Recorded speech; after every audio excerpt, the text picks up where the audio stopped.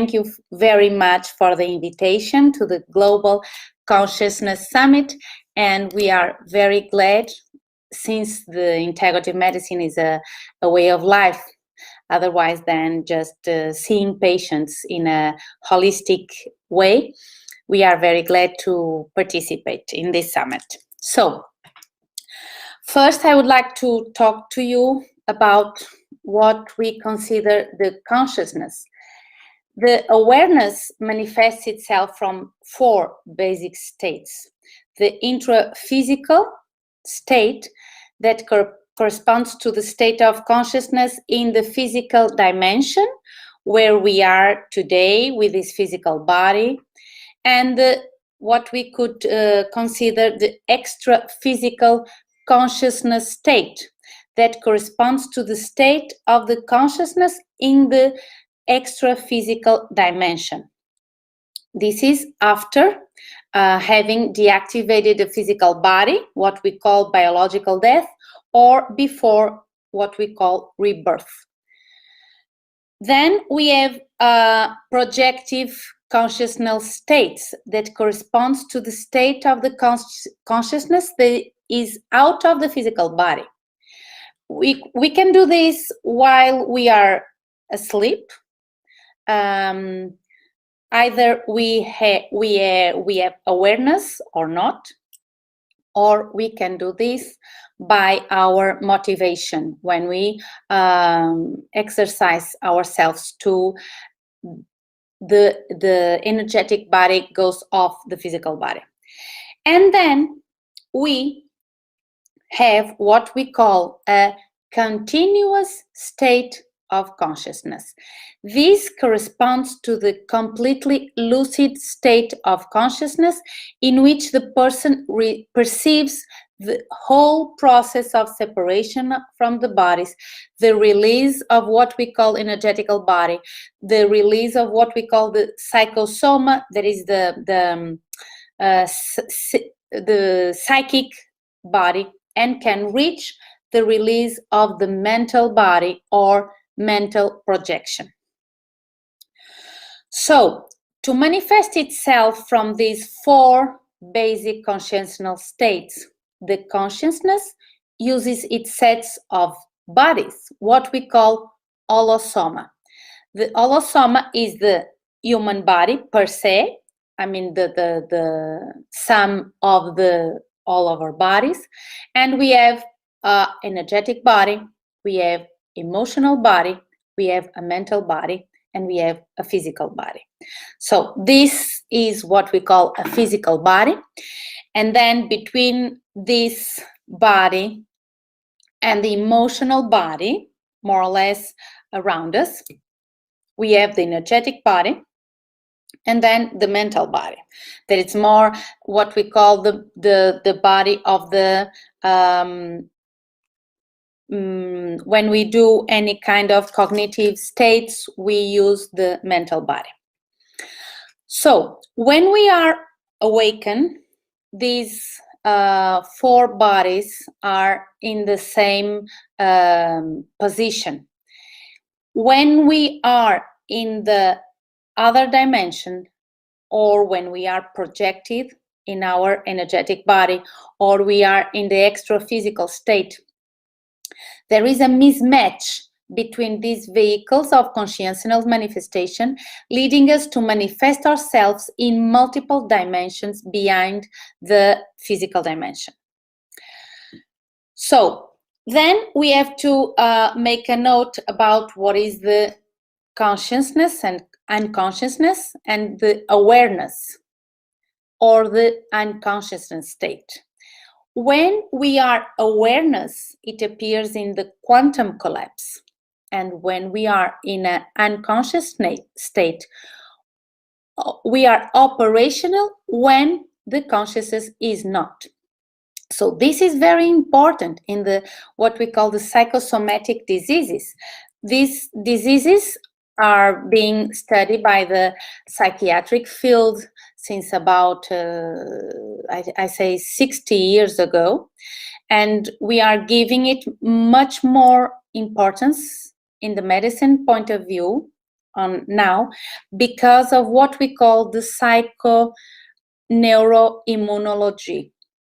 Because today we have to connect the way we feel to the way our hormones are released, to the way our neurotransmitters are released, to the way that our body feels in terms of emotion.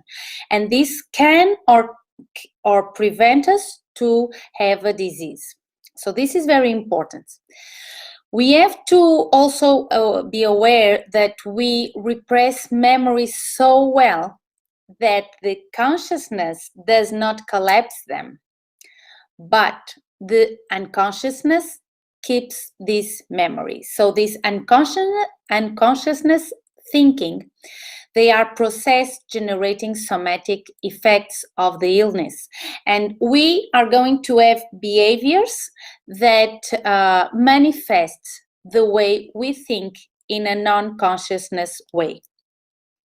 So this is what we call also repressive feelings, that we relegate them to the unconsciousness, and this blockage the flow of the energy.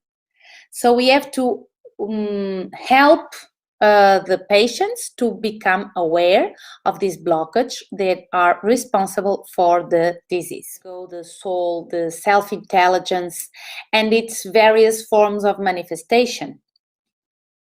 It helps us to live our human body with lucidity, what we call the astral projection, but with lucidity so that we can remember in where our emotional body was. So this is called out-of-body experience, or also astral projection. It occurs when the person has the feeling of leaving the physical body to observe the world from a different perspective.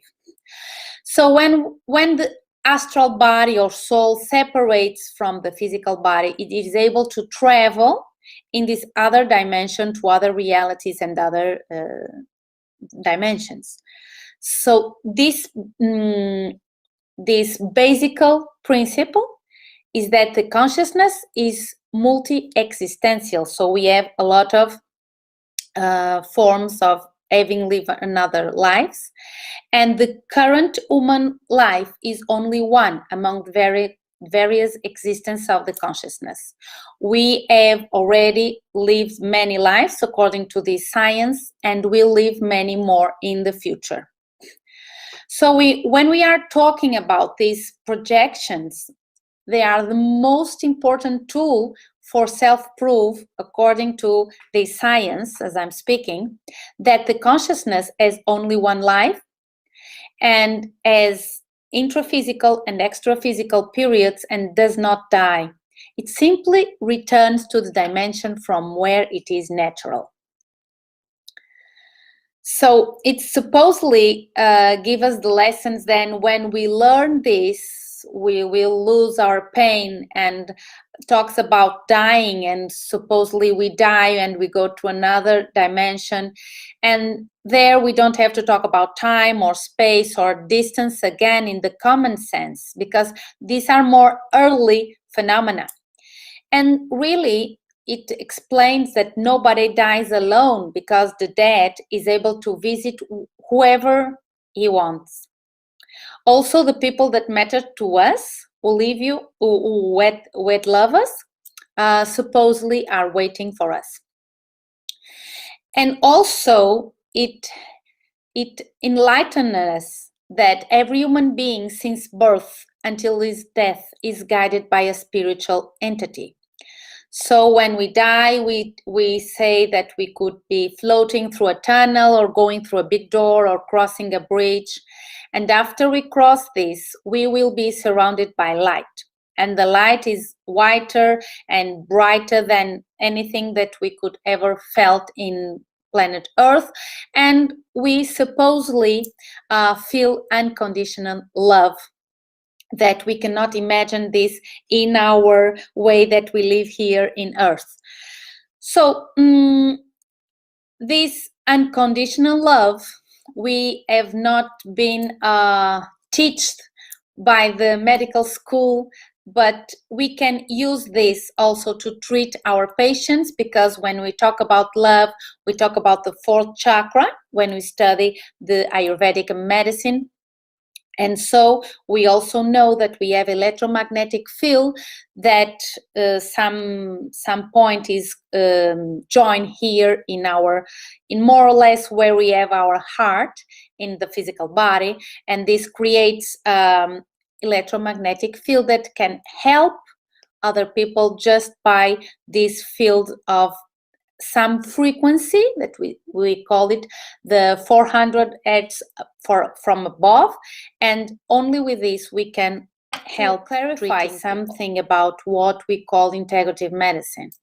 The integrative medicine is a medical specialty when we are talking about the United States, for instance, although in Europe we don't have it as a medical specialty. So the medical doctors who study some of the areas that the integrative medicine applies to just do it in their offices in conjunction to the conventional medicine. So when we talk about this complementary, functional, integrative medicine, we are talking about a holistic point of view. So we see the patient in a global view, not only with the physical body. I mean, if he has a headache, he has a frontal headache, or if he has a stomach pain, but also we include the emotional body, because we need to understand what is happening to this patient nowadays. How is he with his family? How is he with his work? If his mother died. So we have to include this to our questions to understand more about what he felt in terms of the physical body. And also we have to understand what is going on with this patient in the mental body to see the process that the patient makes to give him some kind of impression. So when we refer to the integrative medicine point of view, we have to understand that the disease occurs simultaneously in more than one body. And the disease can originate itself in one level and spread to other levels. And the treatment, it's not directed to a level, it is aimed to all levels. So the healing, when we talk about the healing, we talk it in a higher plane of the consciousness.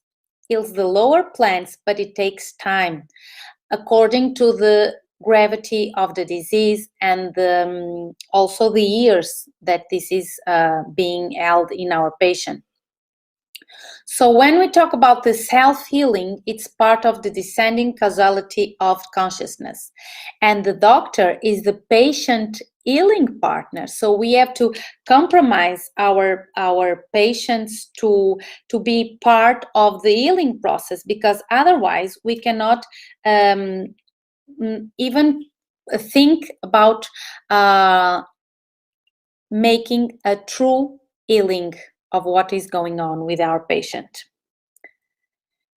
For instance, we know that Randolph Bird in 1988 made a double-blind study with the healing, with a prayer at a distance, and to explain the non-location of the consciousness.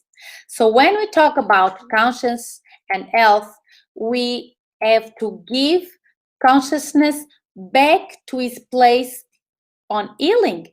We can choose our own reality, what we want to feel, like a more lightening status, for instance, when we do meditation. And here we have to explain this because of the quantum collapse that is discontinuous and creative in the healing. And these gifts of the quantum physics to health that we can explain by a downward causality, non-location of the consciousness, a discontinuity, and the interwoven hierarchy explain about the health in the integrative medicine point of view. For instance, when we talk about the downward causality, we have to talk about the waves of possibility. When we pay attention to something, it collapses. So it's located as a spatial temporal event. And the decision or the choice of downstream causality, it's free and it's unpredictable. For instance, Fred Alan Wolf, it's an American theoretical physicist specialized in quantum in the San Diego University. He says that we choose our own reality, the way we see ourselves in health, in sickness, and with our consciousness. And health per se is not a frivolous decision, it's a responsible decision with lifestyle changes and the spiritual work and the therapeutical work in the part of the emotional body. So, for instance, when we say that in integrative medicine, when we apply to our patients to make a mind-body connection, we can call it a spiritual work, or we can call it mind-body connection. Like we try to help our patients to discover who they are. What are they doing in life? Not just being grow up, work, have children, and die. So we have to understand that the consciousness is the foundation of being, and that the material and the vitality and the mind and the supramental archetypes are the possibilities of the consciousness.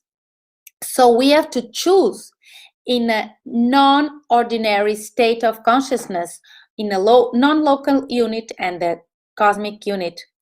And our past experience, they tarnish our unity, our individual ego, and they are conditioned. And we cannot choose our reality from our ordinary ego. Thinking about health will not bring us health. And then we have to understand the discontinuity and the non-locality of the consciousness. For the discontinuous movement, it's explained, for instance, from Niels Bohr. It's a Danish physicist, as you know. It's jumping from one orbit to another is a quantum.